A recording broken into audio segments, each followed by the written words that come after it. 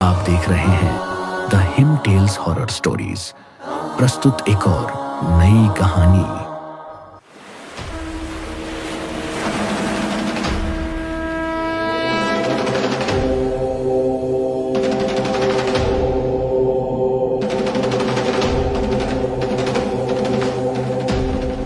इस संपूर्ण सृष्टि की रचना करने वाले ब्रह्मदेव को एक बार ख्याल आया कि उनके अंदर क्रोध, लालच, मोह, काम, वासना जैसी अनेकों नकारात्मक शक्तियों ने अपना डेरा जमा लिया है। यदि वे इन सभी नकारात्मक प्रभाव से दूर नहीं होंगे तो उनके बनाए जीवों पर भी उनकी इस नकारात्मक ऊर्जा का प्रभाव पड़ने लगेगा। इसलिए अपने भीतर की नकारात्मक शक्तियों को समाप्त करने के लिए वे योग मुद्रा में बैठ गए और अपने तप के प्रभाव से एक एक करके नकारात्मक ऊर्जाएं जैसे क्रोध, लालच, मोह इत्यादि को खुद से दूर करने के लिए जप तप करने लगे।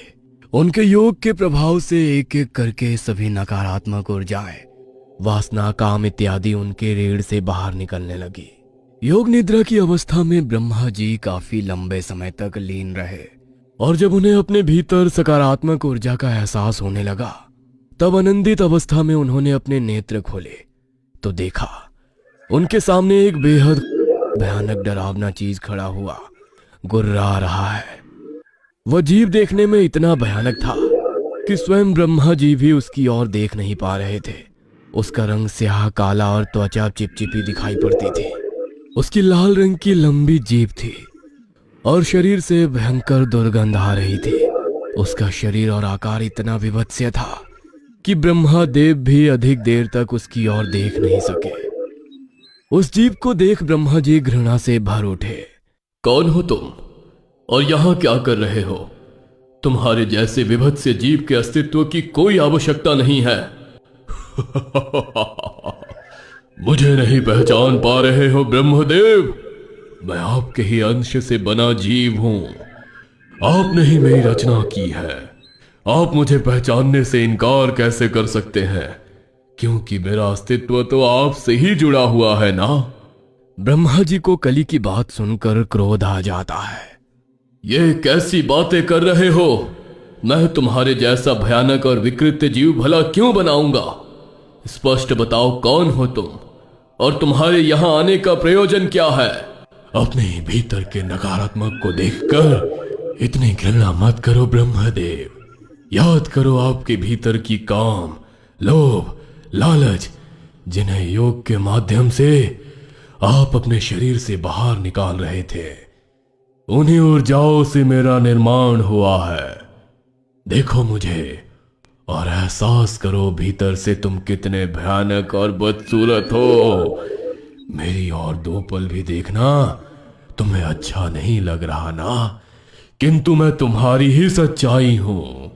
बलि की बात सुनकर ब्रह्मा जी और भी अधिक क्रोधित हो जाते हैं। तुम्हारे शरीर की तरह तुम्हारा मन और जुबान भी उतना ही गंदा है। स्पष्ट कहो क्या चाहते हो तुम? इस संसार से धर्मा और अच्छाई का विनाश करना चाहता हूं। आप और समस्त देवता मिलकर धर्म को संसार में स्थापित करना चाहते हैं ना। इस धर्म को अधर्म में बदलकर सब कुछ दूषित कर देना चाहता हूं मैं। मुझे नफरत है हर उस मनुष्य से जो ईमानदारी और सादगी से अपना जीवन बिता रहा है।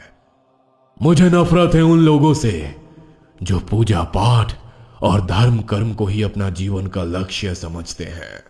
साधु संत ऋषि मुनि इन सभी का धरती से सफाया करना चाहता हूं मैं। कली नाम है मेरा। कलयुग का भगवान मैं ही हूं। अधर्म का स्थापक बनूंगा मैं और धरती पर पाप, व्यभिचार, लोभ, लालच और बेईमानी को हर प्राणी तक पहुंचाऊंगा। धरती पर जितना धर्म, पाप, लोभ और कुकृत्य बढ़ेंगे उतना ही मुझे बल मिलेगा और देखते ही देखते पूरे लोक का स्वामी बन जाऊंगा मैं। देवता सिर्फ देखते ही रह जाएंगे और संसार पर एक राक्षस का राज्य होगा। क्या कहा?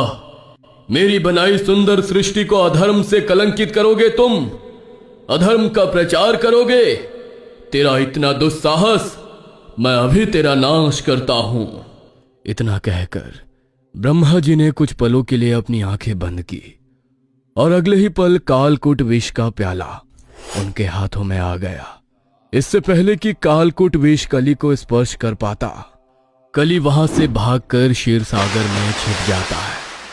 ब्रह्मा जी ने जब देखा कि कली पुरुष क्षीर सागर में जाकर छिप गया है, तो उन्होंने कालकूट विष को क्षीर सागर में मिला दिया ताकि उस विष को पीकर कली को मृत्यु हो जाए। किंतु कली बड़ी चालाकी से इस विष से बच गया और वहीं सागर में छुपा रहा। दूसरी ओर देवताओं के महाराज इंद्र को स्वर्ग भ्रमण करते हुए दुर्वासा ऋषि दिखाई देते हैं। दुर्वासा ऋषि के पास उस समय एक पुष्पमाला थी। इंद्रदेव का अभिवादन करने के लिए उन्होंने वो माला इंद्र के गले में पहना दी।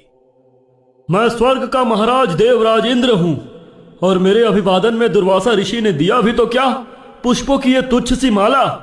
मुझे इस माला की कोई आवश्यकता नहीं। घमंड में चूर होकर इंद्रदेव ने वो माला अपने गले से निकालकर अपने हाथी ऐरावत को पहना देते हैं।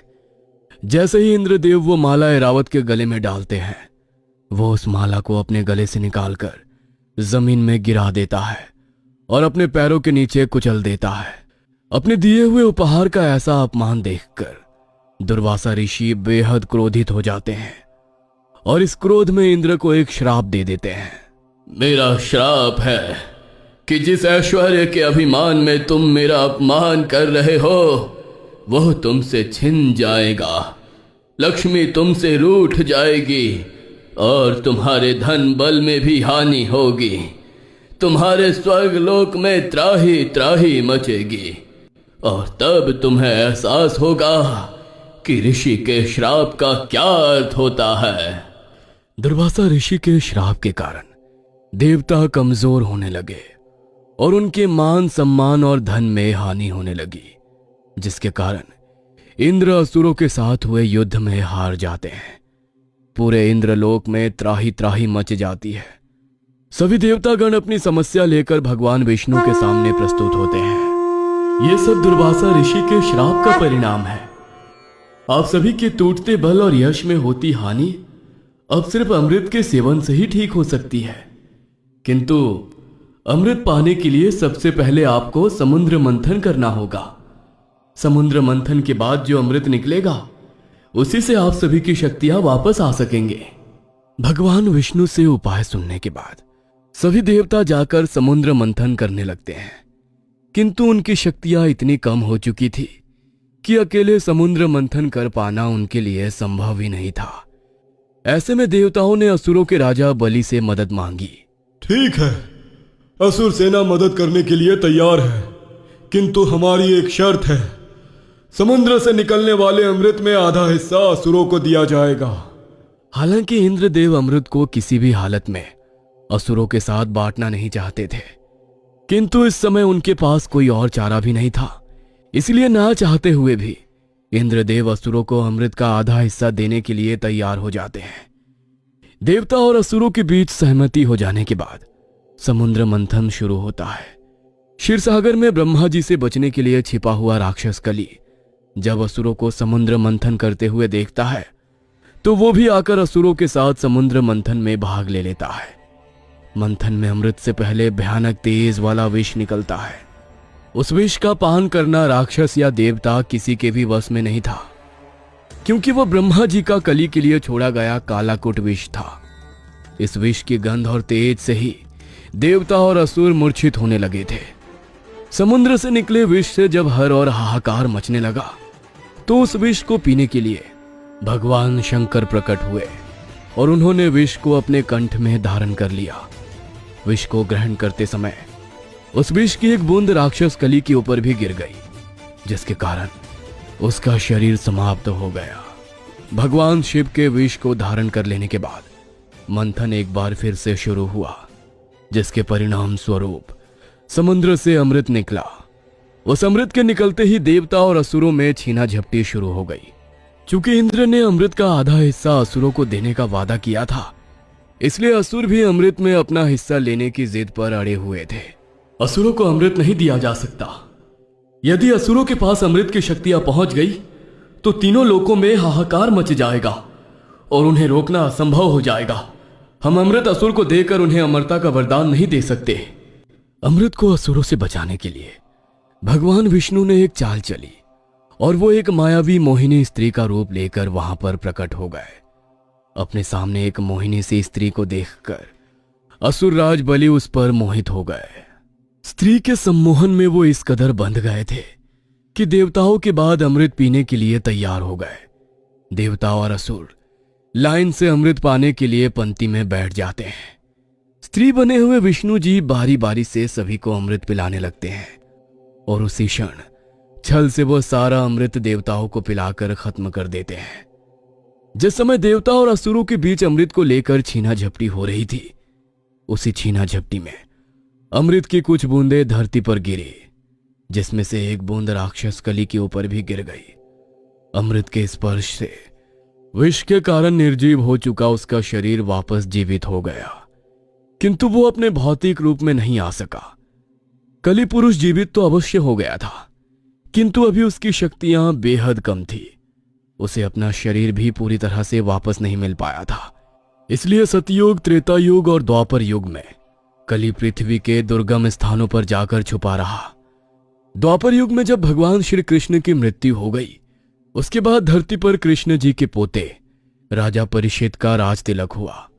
भगवान विष्णु के अवतार श्री कृष्ण के स्वर्ग लोक चले जाने के बाद कली पुरुष फिर से सामने आया और इस बार उसने राजा परीक्षित का मार्ग रोक लिया। कौन हो तुम और हमारा मार्ग रोकने का क्या अर्थ है? मैं कली हूं, युगों से धरती पर सही समय आने की प्रतीक्षा कर रहा हूं। आप इस समय हस्तिनापुर के स्वामी हैं। आप अपने राज्य में रहने के लिए मुझे आज्ञा दीजिए। कली का विभत्स स्वरूप देखकर राजा परीक्षित ने उसे अपने राज्य में प्रवेश करने के लिए मना कर दिया, किंतु कली अपने जिद पर अड़ा रहा और उसने राजा परीक्षित से कहा कि जब तक वह उसे अपने राज्य में आने की अनुमति नहीं देते, वह उनके मार्ग से नहीं हटेगा। कली पुरुष के बार बार हट करने पर राजा परीक्षित उसे वैश्यालयों, जुआघर, मांस मदिरा की दुकानों और सोने के भंडार में रहने की जगह दे देते हैं। राजा परीक्षित की बात सुनकर कली बहुत खुश हुआ। राजा परीक्षित ने कली को अपने राज्य में आने की अनुमति तो दे दी थी, किंतु वो इस बात से अनजान थे कि उन्होंने कितनी बड़ी मुसीबत को दावत दे दी है। कली ने राजा परीक्षित के सोने के मुकुट में घुसकर अपनी जगह बना ली और धीरे धीरे राजा परीक्षित से गलत कार्य कराने लगा। राजा परीक्षित के साथ ही उनके दरबार में उपस्थित बाकी मंत्रीगण भी कली के प्रभाव में आकर गलत कार्य करने लगे और इस प्रकार कली ने द्वापर युग के बाद कलियुग की स्थापना की। तब से लेकर आज तक कली पुरुष धरती पर विराजमान है। वह अभी अपने भौतिक रूप में तो नहीं आया है, परंतु वो अपने शक्तियों से इंसान पर काबू पा सकता है और मनुष्यों को अधिक पाप और अधर्म करने के लिए प्रेरित कर सकता है। जितने भी पाप और गलत कार्य धरती पर बढ़ेंगे, कली पुरुष को उतनी ही शक्ति प्राप्त होगी। जब पाप अपने चरम सीमा पर पहुंच जाएंगे, उस समय कली भौतिक रूप में आ जाएगा और इंसानों पर राज करेगा। पाप के चरम होने और धरती पर एक असुर के राज करने पर भगवान विष्णु के स्वरूप कल्कि का धरती पर अवतरण होगा। द्वापर युग के अंतिम राजा परीक्षित अर्जुन के पोते थे। कली ने छल से उन्हें अपने प्रभाव में ले लिया था। कली के प्रभाव से पहले राजा परीक्षित और फिर उनका समस्त मंत्रिमंडल नकारात्मक शक्तियों से भर गया था। छल, कपट, लोभ, दुराचार, हर प्रकार के नकारात्मक कार्य राजा परीक्षित के काल में होने लगे थे। धीरे धीरे कली का प्रभाव हस्तिनापुर के हर व्यक्ति के ऊपर पड़ने लगा था और इस प्रकार कली की नकारात्मक शक्तियों ने द्वापर युग का अंत किया और धरती पर कलियुग की स्थापना हो गई। मैं तो तुझे कह कहकर थक गई हूँ। अरे शादी क्यों नहीं करती?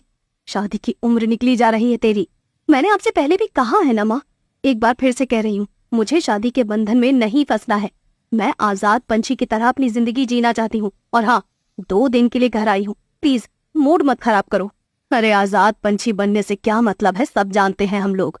शहर में तुम उस अक्षय के साथ एक ही घर में रहती हो, जब सालों से उसके साथ रह ही रही हो तो शादी करने में क्या समस्या है? पता नहीं कहाँ जा रही है दुनिया। एक हमारा जमाना था, शादी से पहले पराये पुरुष की छाया भी लड़कियां अपने ऊपर पड़ने नहीं देती थी, और एक आजकल की लड़कियां हैं, शादी के नाम से दूर भागती हैं, लेकिन गैर मर्द के साथ बगैर शादी के एक ही घर में रहना इन्हें मंजूर है। बस भी करो माँ, थक गई हूँ मैं तुम्हारे ये प्रवचन सुन सुन के। ये आखिरी बार है जब मैं घर आई हूँ। आज के बाद भूल जाना कि आपकी कोई बेटी भी है। शिल्पा गुस्से में अपने घर से निकल गई थी। शिल्पा फोन पर बार बार अक्षय का नंबर मिला रही थी, लेकिन उसका नंबर लग ही नहीं रहा था। अपने घर से निकलकर शिल्पा ने ऑटो लिया और सीधा अक्षय के फ्लैट पर पहुंच गई। चाबी से फ्लैट का दरवाजा खोलकर जैसे ही वो अंदर पहुंची, अंदर का नजारा देखकर उसके पैरों तले जमीन खिसक गई। सामने अक्षय किसी और लड़की के साथ था। शिल्पा को अचानक वहां देखकर वो लड़की सकपकाते हुए वहां से निकल जाती है। तो ये सब चल रहा था मेरी पीठ पीछे? अरे तुम्हारे लिए मैंने सारी दुनिया को पीछे छोड़ दिया, और तुम ये सब कर रहे हो। मैं छोड़ूंगी नहीं तुम्हें, और ना उस लड़की को ऐसे केस में फंसाऊंगी कि याद रखोगे शिल्पा से पाला पड़ा था। अरे शिल्पा सुनो तो। अक्षय ने शिल्पा का हाथ पकड़ने की कोशिश की तो शिल्पा ने अपना हाथ छुड़ाते हुए उसके मुंह पर एक तमाचा जड़ दिया। तमाचे की गूंज ने मानो अक्षय की आंखों और अक्ल पर पर्दा डाल दिया था। एकाएक अक्षय की आंखें गुस्से से लाल होने लगी। उसने अपनी मुट्ठियां कसकर भींजी और सामने खड़ी शिल्पा को बालों से पकड़कर जमीन पर पटक दिया। एक के बाद एक उसने शिल्पा के मुंह पर तमाचे जड़ने शुरू कर दिए, जिससे शिल्पा की आंखों के आगे अंधेरा छाने लगा और वो जोर जोर से चीखने लगी। अक्षय के ऊपर मानो शैतान सवार हो गया था। मारपीट से बेसूध हो चुकी शिल्पा को उसने बालों से पकड़कर घसीटा और दीवार पर दे मारा। जब इतने से भी उसका मन ना भरा तो उसने लोहे की रॉड से उसके सर पर एक के बाद एक वार करने शुरू कर दिए। शिल्पा की मौत तीसरे चौथे वार में ही हो गई थी, लेकिन अक्षय के ऊपर सवार हैवानियत तो मानो रुकने का नाम ही नहीं ले रही थी। उसने एक के बाद एक ताबड़तोड़ उसके सर पर कम से कम 50-60 वार किए, जिसके कारण अब उसका चेहरा भी पहचान में नहीं आ रहा था। अक्षय के कपड़े, हाथ और चेहरा खून से सन चुका था। चेहरे पर लाल खून साफ करते हुए वो अचानक जोर जोर से हंसने लगा। अक्षय के पीछे एक काली भयानक परछाई नजर आ रही थी। ऐसा लगता था मानो वो अपने बस में ही नहीं है। अपनी प्रेमिका और लिव इन पार्टनर जिसके साथ अक्षय पिछले 5 सालों से रह रहा था, एक छोटी सी बात के लिए उसने बेरहमी से उसका कत्ल कर दिया था। लेकिन हैरानी की बात तो ये थी कि इतना बड़ा अपराध करने के बाद भी उसके माथे पर शिकन नजर नहीं आ रही थी। उसने शिल्पा की डेड बॉडी उठाई और उसे ले जाकर फ्रिज के अंदर ठूस दिया। इसके बाद उसने कपड़े बदलकर खून के धब्बे साफ किए और आराम से बैठकर खाना खाने लगा। अक्षय पिछले 5 दिनों से अपने फ्लैट पर नहीं लौटा था, लेकिन अब फ्लैट से धीरे धीरे बदबू बाहर तक आने लगी थी। जब पड़ोसियों से दुर्गंध बर्दाश्त नहीं हुई तो उन्होंने पुलिस को बुलाया, और जब फ्लैट का ताला तोड़ा गया तो अंदर का नजारा देखकर सभी के होश उड़ गए। अक्षय को ढूंढने में पुलिस को ज्यादा मशक्कत नहीं करनी पड़ी थी। बहुत आसानी से वो पुलिस के हाथ आ गया था, क्योंकि वो कोई सधा हुआ अपराधी नहीं था जिसे दांव पेच खेलने आते हैं। अपने ही पार्टनर को मारकर फ्रीज में छुपा दिया। तुम्हें शर्म नहीं आई इतना घिनौना काम करते हुए? मुझे नहीं पता मैंने क्या किया और क्यों किया। पता नहीं, ऐसा लगता है जैसे शैतान सवार हो गया था मेरे सर पर। मुझे खुद यकीन नहीं हो रहा है कि मैंने शिल्पा को मार डाला। गलती तो मैंने की थी उसे धोखा देकर, लेकिन उसको अपनी जान से हाथ धोना पड़ा। एक करता है, ऊपर से अब नौटंकी करके दिखाता है। अभी पुलिस के 4 डंडे पड़ेंगे ना तो दिमाग से शैतान निकलकर बाहर चला जाएगा। मैं तो चाहता हूं कि आप मुझे 4 डंडे ना मारे, बल्कि फांसी पर लटका दो मुझे। अपने ही शिल्पा को मार डाला मैंने। मेरे इस पाप का कोई प्रायश्चित नहीं है शिल्पा। इतना कहकर अक्षय बुरी तरह से रोने लगता है। पता नहीं आजकल सोसाइटी को क्या हो गया है। अरे इंसान इंसान कहलाने के लायक ही नहीं रहा। इसे ही देख लो, कितना विश्वास करती होगी वो लड़की। 5 साल से बिना शादी के इसके साथ रह रही थी और इसने गाजर मूली की तरह काट डाला उसे, और अब नाटक ऐसा कर रहा है जैसे कितना शरीफ इंसान हो। अगले दिन शिल्पा हत्याकांड हर अखबार और न्यूज चैनल के लिए सुर्खियां बना हुआ था। जिधर देखो उधर अक्षय की हैवानियत की खबरों पर ही चर्चा चल रही थी। दूसरी ओर एक कच्चे मकान की रसोई में एक औरत खाना बना रही थी। रसोई में जमीन पर एक चूल्हा रखा हुआ था और औरत बार बार चूल्हे में आग जलाने के लिए लकड़ियों में फूंक मार रही थी, लेकिन शायद लकड़ी गीली थी, इसलिए चूल्हा आग पकड़ने की बजाय धुआं दे रहा था। इधर वो चूल्हे में आग जलाने की कोशिश में लगी हुई थी और वहीं दूसरी ओर उसका 2 साल का बेटा पिछले आधे घंटे से गला फाड़ फाड़ कर लगातार रोए जा रहा था। चूल्हे से निकलते धुएं ने देखते ही देखते एक भयानक आकार लिया और वो उस औरत के भीतर समा गया। अगले ही पल उसने चूल्हे में एक जोरदार फूंक मारी और उसके साथ ही लकड़ियों ने आग पकड़ ली। चूल्हे में आग जलाने के बाद औरत ने खून टपकती आंखों से बच्चे की ओर देखा और गुस्से में उसे उठाकर जमीन पर पटक दिया। चूल्हे में जलती हुई लकड़ी निकालकर उसने अपने बच्चे को बेतहाशा पीटना शुरू कर दिया, जिसके कारण उसकी मौत हो गई। सतयुग हो, द्वापर युग हो या फिर त्रेता युग, यहां तक कि कलयुग में भी ऐसा माना जाता है कि माता कभी कुमाता नहीं हो सकती। दुनिया में ईश्वर के बाद अगर कोई है तो वो माता ही है। लेकिन जब से बच्चे की उसकी मां के द्वारा की गई निर्मम हत्या की बात पता चली थी, हर कोई स्तब्ध रह गया था। ऐसा लगता था मानो पाप अपने चरम पर पहुंच गया है। पाप की इससे ऊंची सीमा कोई हो ही नहीं सकती। लेकिन हर दिन घटते अपराध पिछले अपराध से कहीं गुना ज्यादा विभक्ति और डरावने होते। पृथ्वी पर रहने वाले लोग समझ नहीं पा रहे थे कि ये कौन सा समय चल रहा है।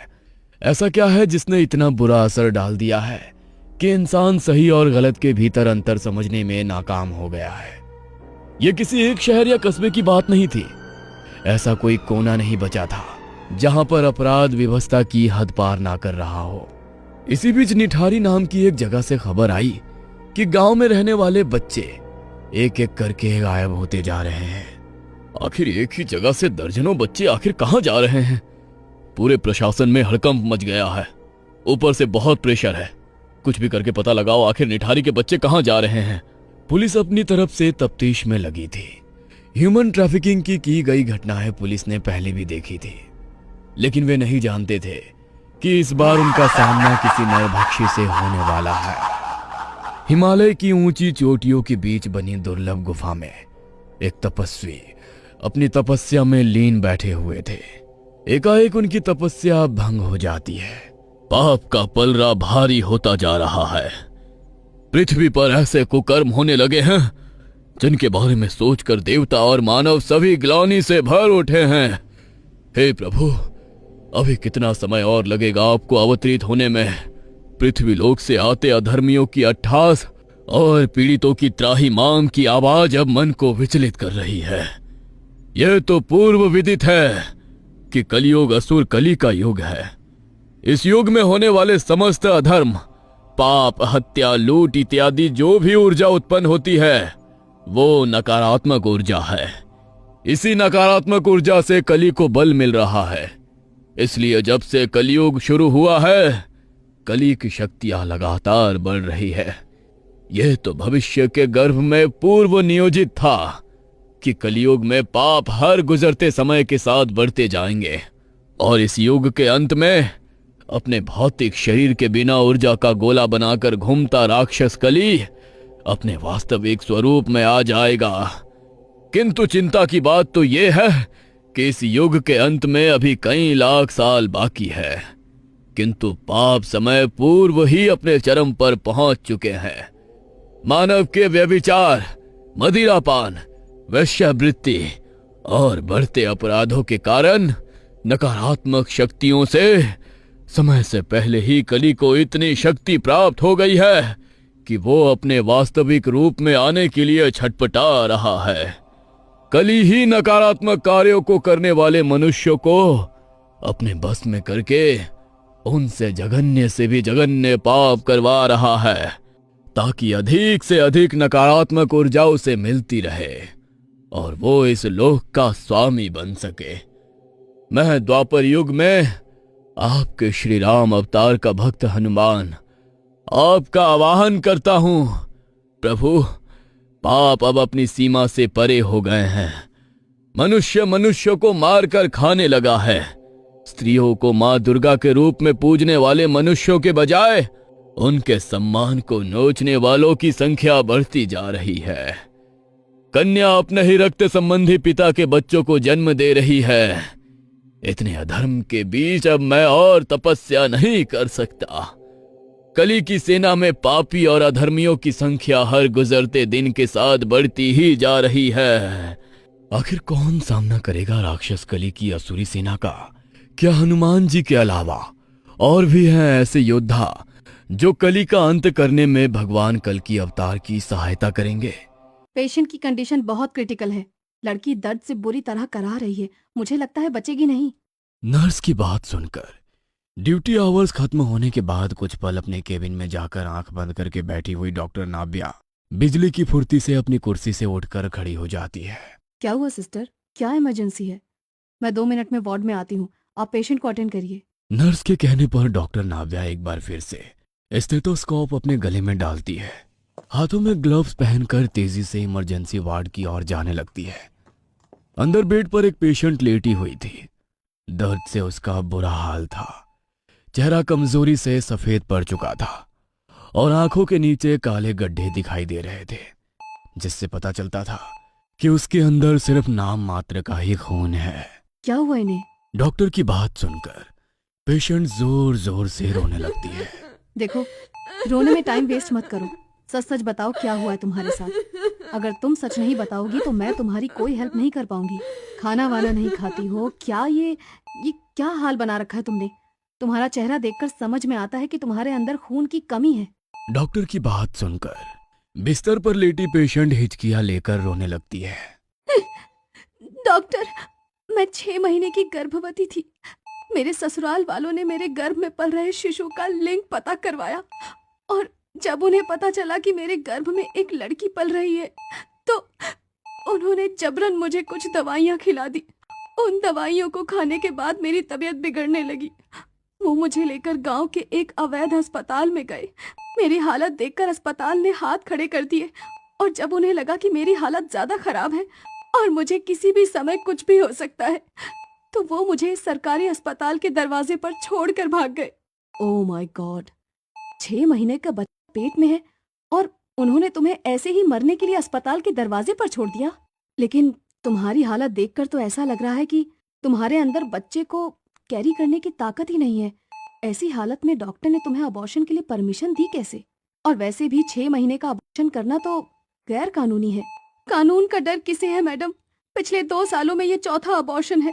हर बार वो मुझे मार पीट कर एक अल्ट्रासाउंड क्लिनिक में लेकर जाते हैं और जैसे ही उन्हें पता चलता है कि मेरे पेट में उनका वंश बढ़ाने वाला लड़का नहीं बल्कि एक लड़की है, मेरे जीने मरने की परवाह किए बगैर ही वो लोग मेरा अबॉर्शन करवा देते हैं।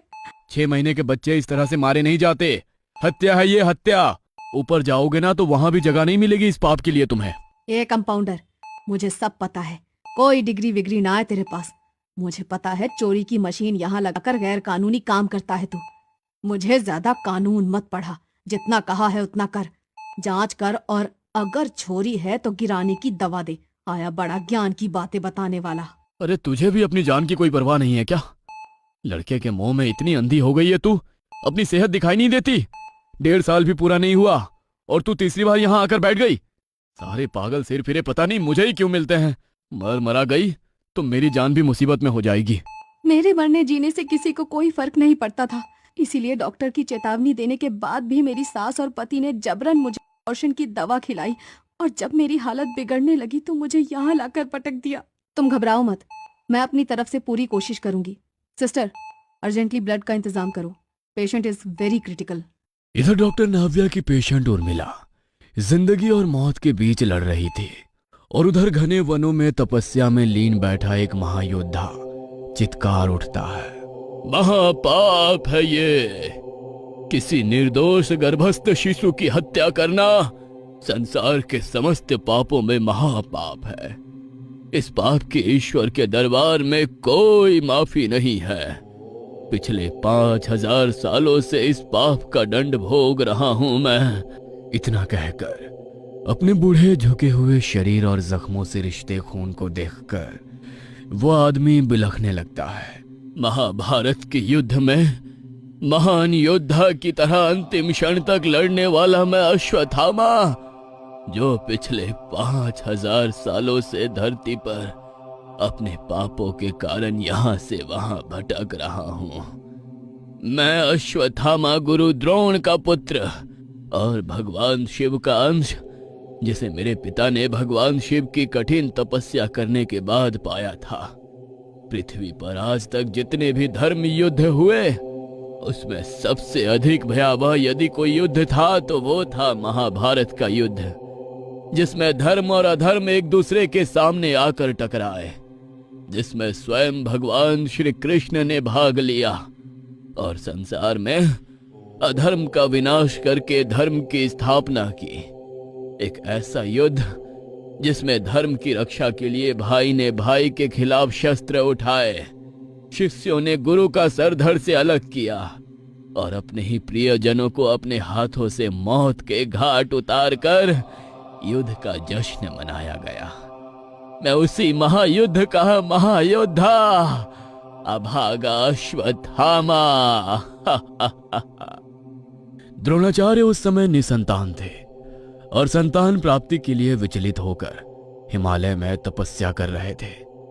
द्रोणाचार्य के जब तब से प्रसन्न होकर भगवान शिव ने उन्हें अपने ही तरह अजर अमर पुत्र प्राप्त करने का आशीर्वाद दिया और इस प्रकार भगवान शिव के आशीर्वाद से अश्वत्थामा का जन्म हुआ। अश्वत्थामा के सर पर जन्म से ही मणि थी, एक ऐसी मणि जो उन्हें मनुष्य, दानव, असुर, दैत्य, देव सभी से श्रेष्ठ बनाती थी। उनके बल और पराक्रम के आगे कोई टिक नहीं सकता था। कहते हैं अश्वत्थामा के अंदर अकेले इतना बल था कि वो पूरा महाभारत का युद्ध अपने दम पर जीत सकते थे, किंतु ये विधि का विधान था कि अश्वत्थामा जैसा महाबली योद्धा कौरवों के पास होने के बाद भी अधर्म कौरवों को ले डूबा और वो युद्ध में हार गए। महाभारत का युद्ध चल रहा था। अश्वत्थामा के पराक्रम के सामने पांडवों की सेना त्राही त्राही कर रही थी। एक और उनके महागुरु द्रोणाचार्य अपनी धनुर्विद्या से सेना के छक्के छुड़ा रहे थे, तो दूसरी ओर उनका महाबली पुत्र अश्वत्थामा था, जिसके सामने भीम का राक्षस कुल में जन्मा पुत्र घटोत्कच तक नहीं टिक पा रहा था। भगवान श्री कृष्ण को समझ में आने लगा था कि यदि अश्वत्थामा को रोका ना गया तो पांडवों की हार का कारण अश्वत्थामा ही बनेगा। श्री कृष्ण ने एक छल रचा और युधिष्ठिर से कहा कि वो जाकर गुरु द्रोण से कहे कि उनका पुत्र अश्वत्थामा मारा गया। आप ये कैसी बातें कर रहे हैं माधव? मैं धर्म के विरुद्ध कभी कोई बात नहीं करूंगा और स्वयं अपने महागुरु से छल। धर्म मुझे इस बात की इजाजत नहीं देता। युधिष्ठिर, यह सिर्फ युद्ध भूमि नहीं है, कर्म भूमि भी है। कौरवों ने आज तक आपके साथ अनेकों छल किए हैं। धर्म की स्थापना के लिए आपको हमारा साथ देना ही होगा, अन्यथा महाभारत के युद्ध में धर्म की हानि होगी और अधर्म का साम्राज्य स्थापित हो जाएगा। ठीक है, यदि आप अपने मुख से सत्य नहीं बोलना चाहते तो कोई बात नहीं, आप बस गुरु द्रोण के सामने जाकर सत्य ही कहें। भीम अर्जुन ने कौरवों के हाथी अश्वत्थामा को मार गिराया है। तुम जाओ और गुरुदेव से कहो तुमने अश्वत्थामा को मार डाला है। गुरुदेव को अपने पुत्र पर बहुत भरोसा है। जैसे ही उन्हें पता चलेगा कि उनका चिरंजीवी पुत्र युद्ध में मारा गया, वो शौक में अपने हथियार त्याग देंगे और इस समय गुरु द्रोण और अश्वत्थामा को इस युद्ध से दूर करना हमारे लिए बेहद जरूरी है। श्री कृष्ण की बात मानकर भीम गुरु द्रोणाचार्य के सामने जाते हैं और उनसे कहते हैं कि उन्होंने युद्ध में अश्वत्थामा को मार गिराया। ये नहीं हो सकता, झूठ कहते हो तुम। तुम्हारे कथन पर मुझे विश्वास नहीं। सारथी, रथ को युधिष्ठिर की ओर ले चलो। युधिष्ठिर कभी असत्य का साथ नहीं देता। युधिष्ठिर के सामने पहुंचकर, युधिष्ठिर, क्या वाकई अश्वत्थामा मारा गया? आपने ठीक सुना है गुरुदेव, अश्वत्थामा मारा गया, किंतु हाथी। जब युधिष्ठिर ने हाथी कहा, ठीक उसी समय भगवान श्री कृष्ण ने शंखनाद कर दिया, जिसके कारण गुरु द्रोणाचार्य पूरी बात नहीं सुन सके और उन्हें यही लगा कि उनका पुत्र अश्वत्थामा इस युद्ध में मारा गया। गुरु द्रोणाचार्य इस सदमे को सह ना सके और उसी क्षण अपने अस्त्र शस्त्र त्याग कर विलाप करने लगे। निहत्थे गुरु द्रोणाचार्य पर ठीक उसी समय द्रौपदी के भाई ने हमला किया और उनका सर धड़ से अलग कर दिया। गुरु द्रोणाचार्य की मृत्यु से कौरवों का पक्ष बहुत कमजोर हो गया था। इधर जब अश्वत्थामा को अपने पिता की छल से हुई मौत के बारे में पता चला तो वो क्रोध से भर उठा। अश्वत्थामा वैसे भी भगवान शिव का अंश था। उसके अंदर क्रोध भगवान शिव की तरह ही असीमित था। अश्वत्थामा के अंदर अपनी भावनाओं का कोई नियंत्रण नहीं था, इसलिए अपने पिता का कटा हुआ सर देखकर वह गुस्से से पागल हो गया और आधी रात के समय ही उसने पांडवों के शिविर में घुसकर शिविर में सो रहे पांडवों के 5 बेटों की बेरहमी से हत्या कर डाली। क्रोध जब कुछ शांत हुआ तो उसे एहसास हुआ कि उसने धोखे से पांडव समझकर उनके पुत्रों की हत्या